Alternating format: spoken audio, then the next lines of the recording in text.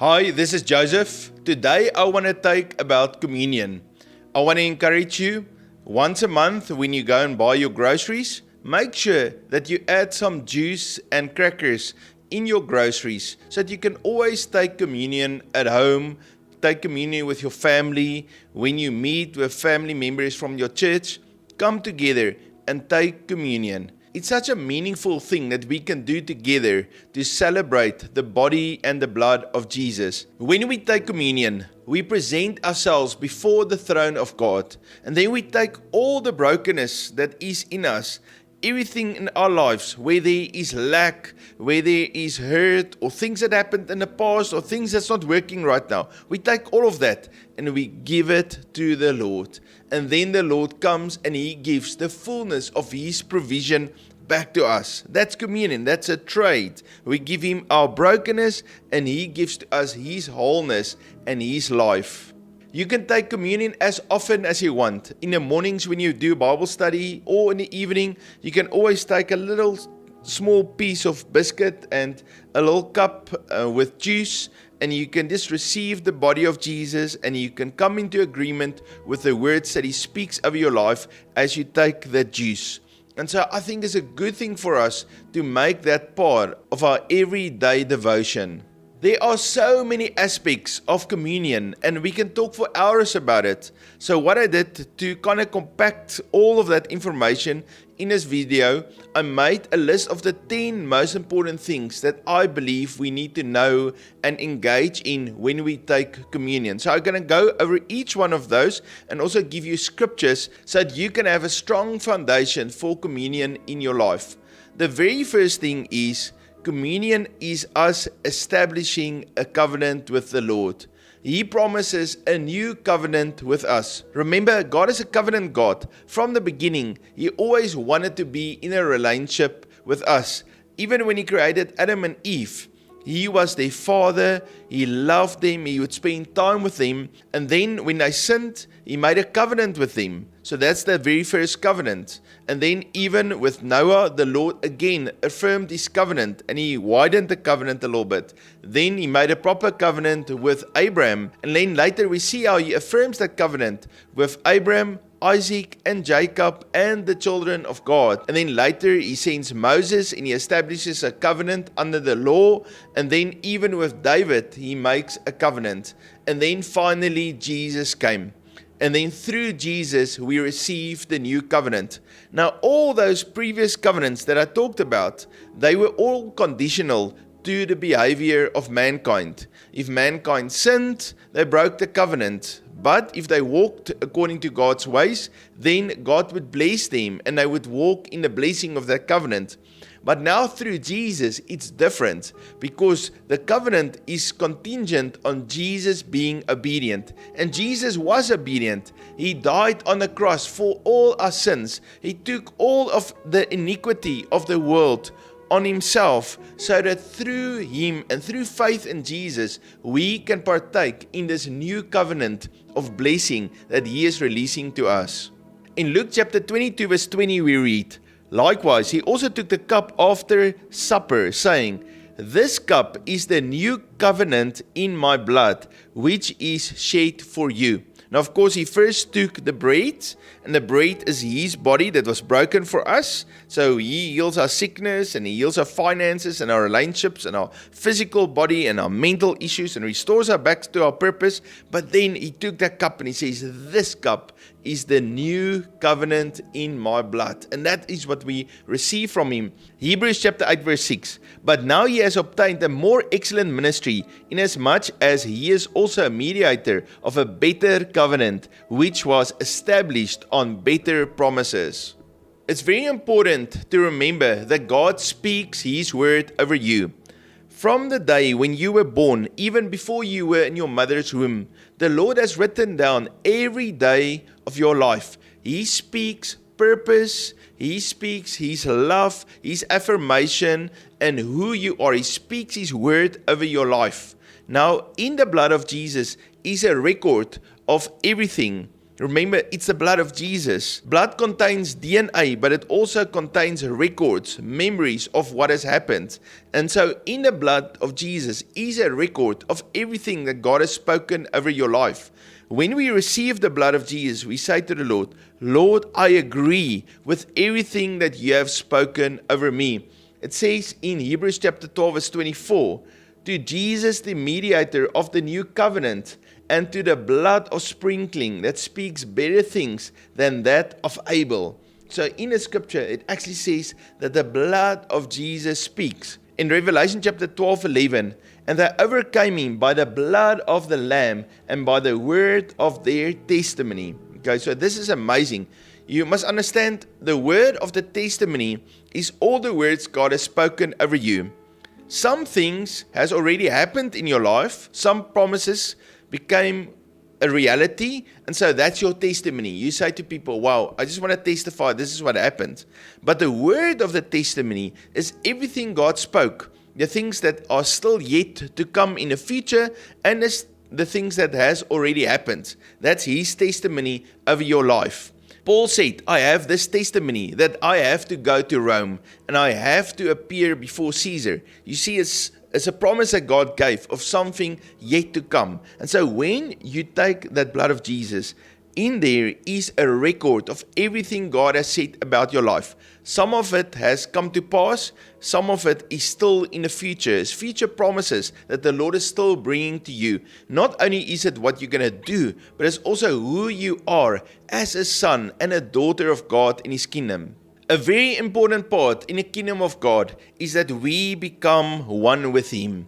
And so the Lord gives us many means and ways of how we can unite with Him. He is the vine, we are the branches. When we abide in Him and when we are one in Him, then we bear much fruit. It's like being connected to Him as the source of life. As He is the source of life, His life flows into us, and then our life is prosperous and successful, and we fulfill what He is calling us to do. And so that's why it's so important to be one with Him. We can hear His voice, understand His thoughts. His Spirit covers us, strengthens us, refreshes us. He restores joy to us and peace. He puts His righteousness on us. We love Him. He loves us. There's a flow of glory and power out of Him into us when we abide in Him. That's a place of protection and intimacy with Him. And so communion is one of the ways how we become one with Him. In John chapter 6 verse 56 we read, and he who eats my flesh and drinks my blood abides in me, and I in him. And then 1 Corinthians chapter 6:7, but he who is joined to the Lord is one spirit with Him. And so when we take communion, we join ourselves with Him. We give everything that we have to Him, even our brokenness, and then we become one with Him. All of His life, all of His power, all of His godliness also become part of who we are. When we take communion, we come before His throne and we present ourselves on the sea of glass. So if you read in the Revelation chapter 4, you see there when John was kneeling before the throne of God, there was that sea of glass. That's a trading floor. Even the elders were there and they were laying down their crowns.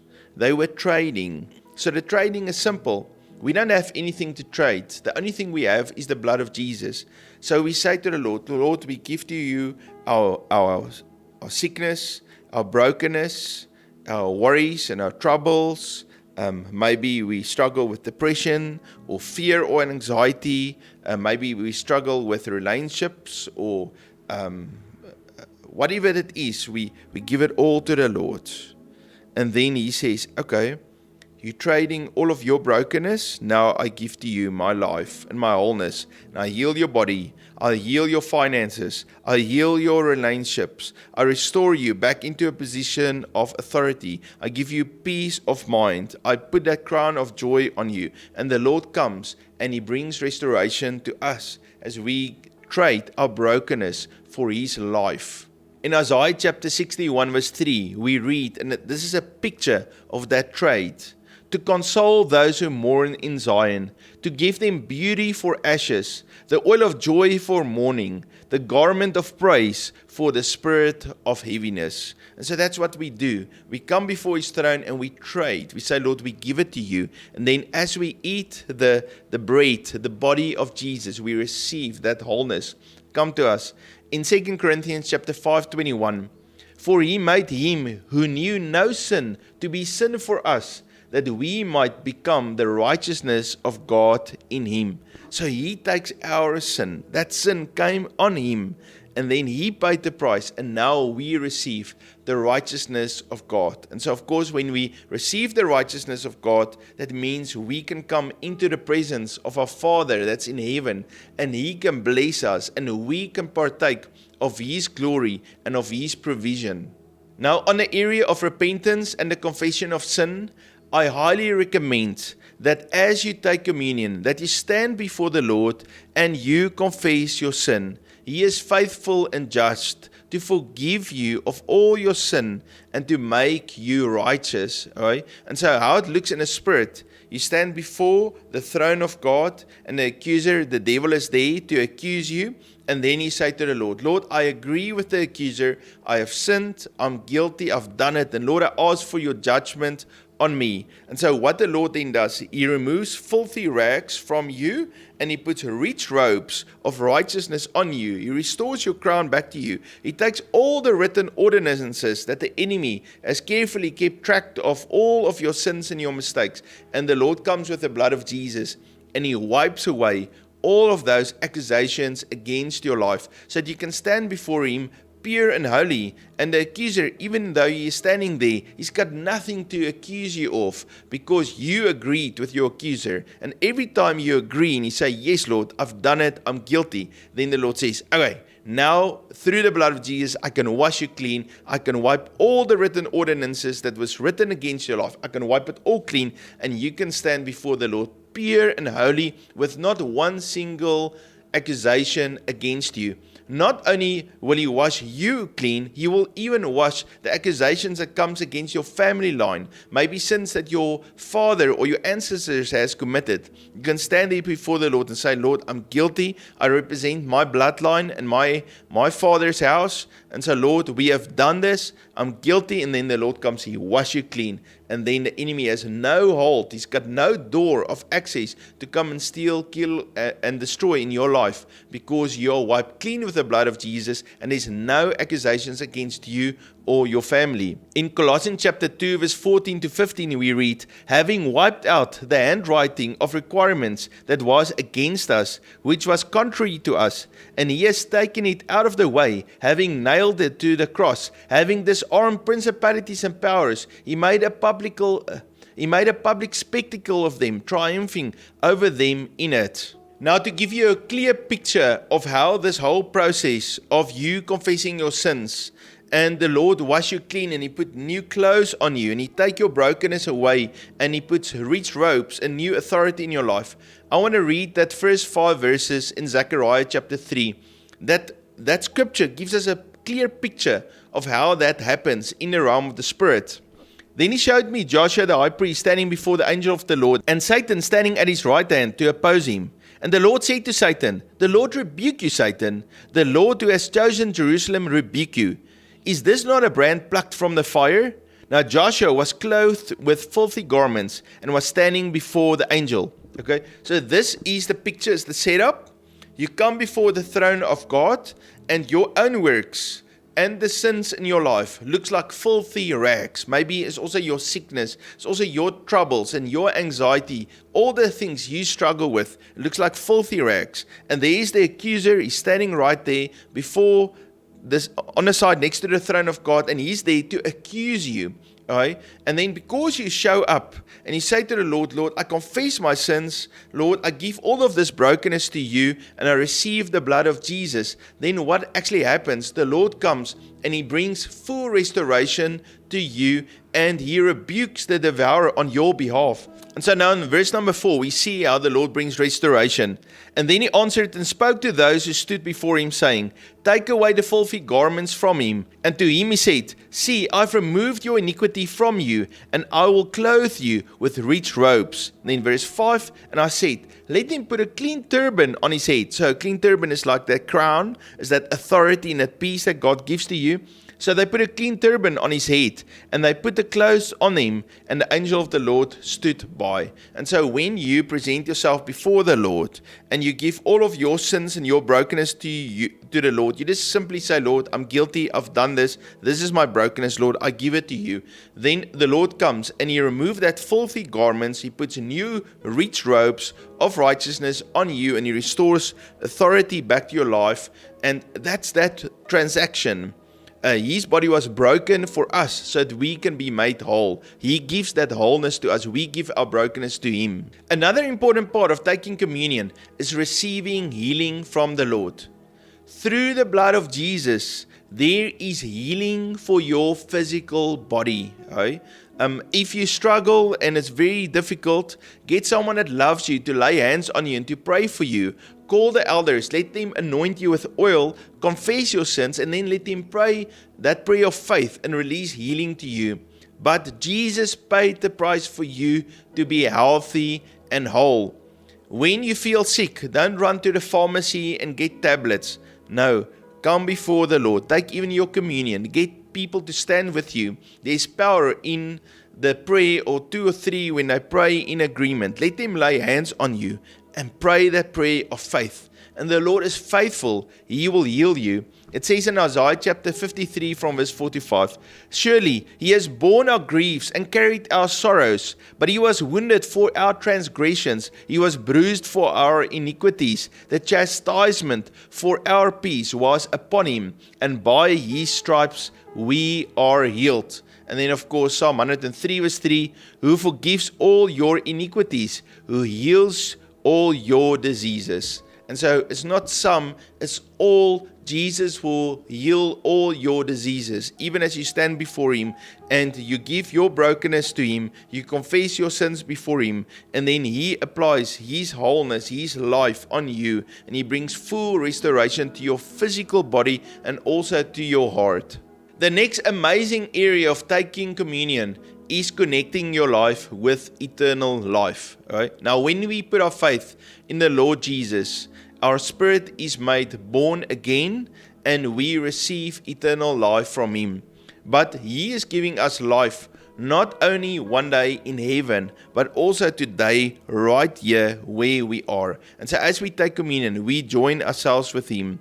He gives us long life, he gives us protection, his word, he puts his glory on us, and we draw from that life that is in him. And that life is eternal life. It's more than just a natural life that everyone lives. It's a higher level of life. It is his restoration. He will even extend your years. He will give you new levels of joy and of peace into your life as you connect with his life.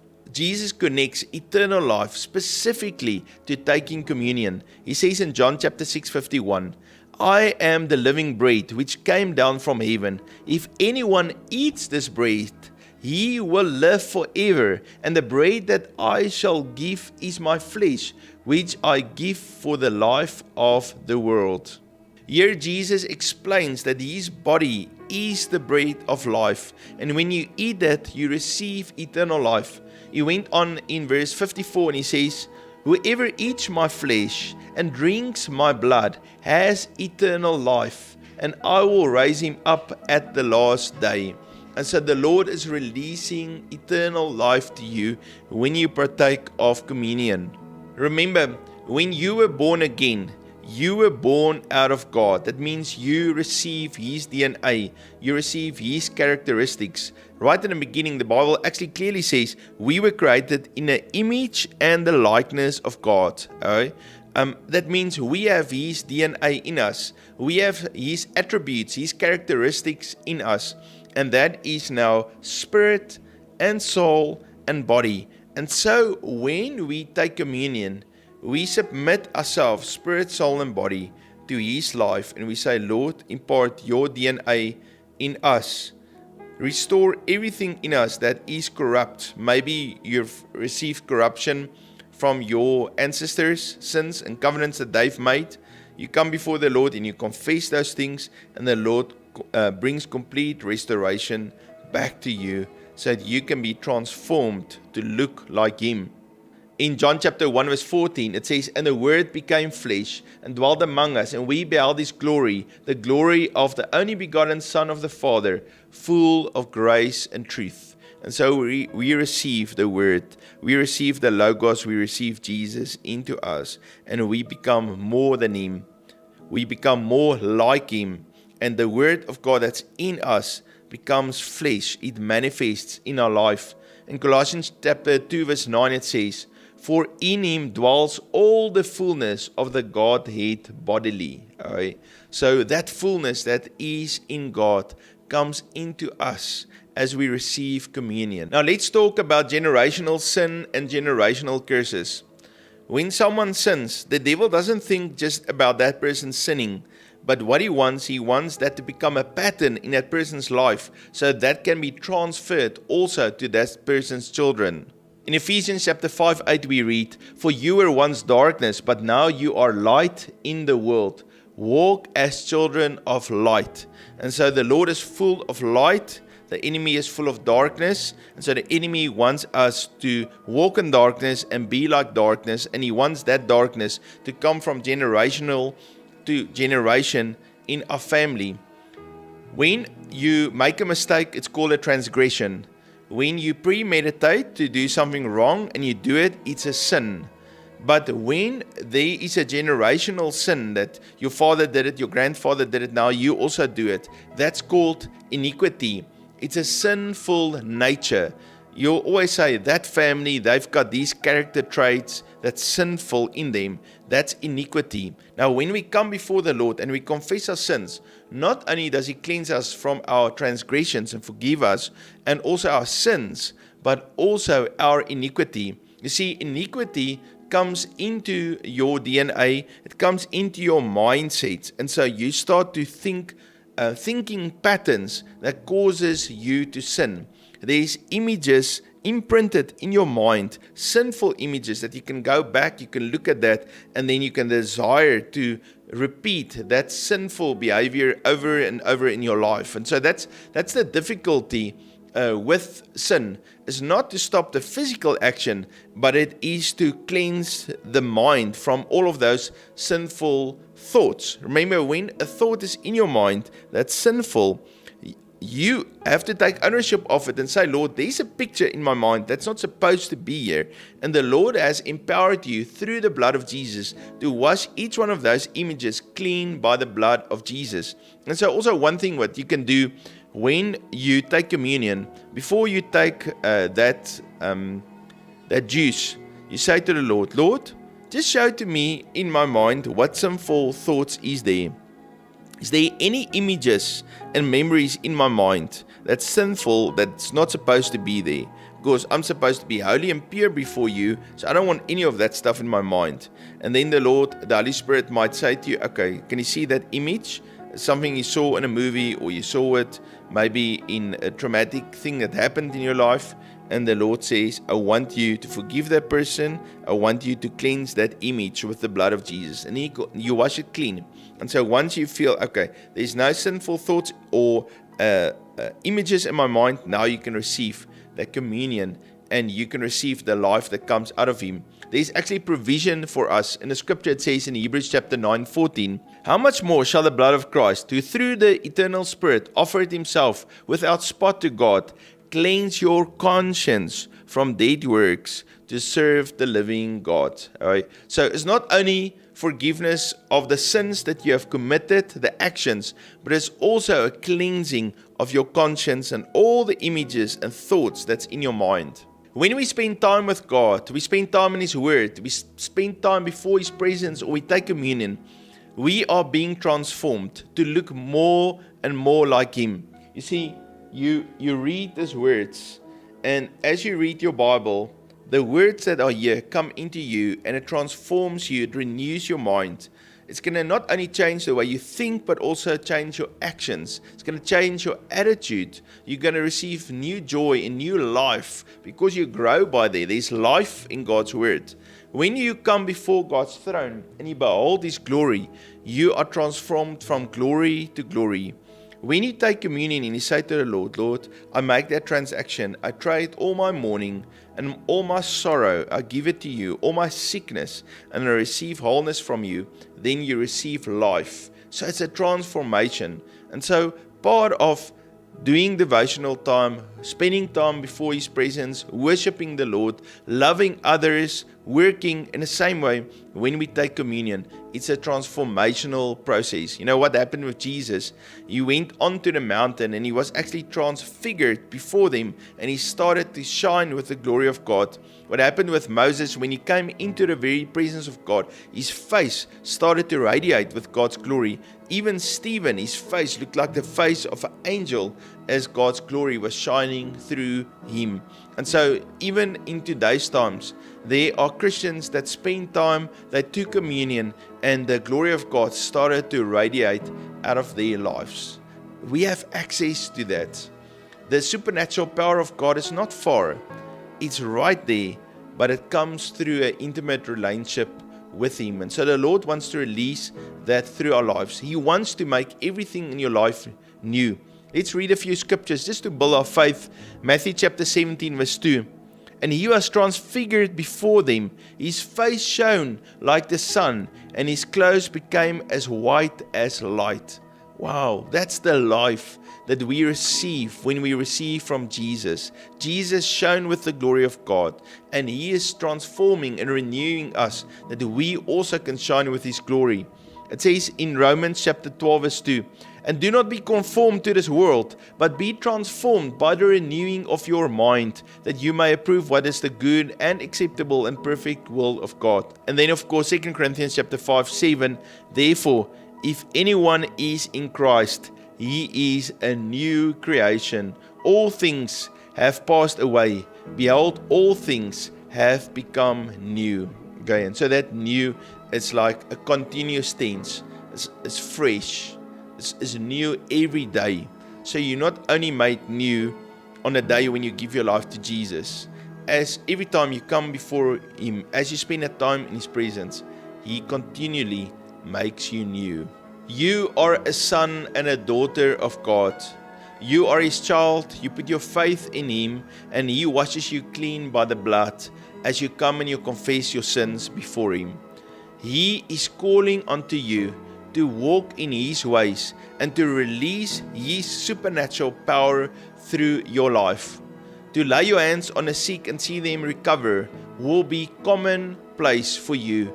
To open up your mouth and to declare the prophetic word of God will be natural for you, because you are His son, you are His daughter, and you are an ambassador of Christ on this earth. Jesus says that you will do greater things.